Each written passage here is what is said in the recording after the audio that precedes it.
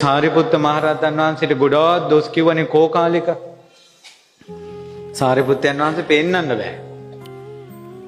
එහෙනම් මේ ලෝකේ හොඳම කිසිම වැරද්දක් නැති කෙනාටත් හතුරු ඉන්නවද නැද්ද? මේ ලෝකේ කිසිම වැරද්දක් නැති කෙනාටත් හතුරු ඉන්නවද නැද්ද? තුන්වෙනි වතාවටත් අහනවා.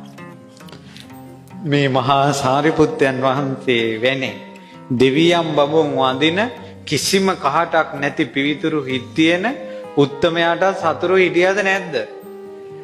එහෙමත් හිටියා නම් ඔබ ගැන කවර කතාවද? අදින් පස්සේ විලාප තියන්න එපා. ඇයි දෙයියනේ මට හතුරු? ඇයි මම මොනවා කළාටද? මම මොන පවද්ද කළේ? මම මොකද්ද මොන්ට කරපු වැරද්ද? මගේ වැරද්දක් තියෙනවා නම් කියන්න. කිකි අපි විලාප තියනවනේ. අදින් පස්සේ දුක් අදෝනා තියන්න එපා. ඒ හැම වෙලාවෙම ඔබගේ මුවෙන් පිට වේවා සාරිපුත්ත මහරහතන් වහන්සේට නමස්කාර වේවා කියලා.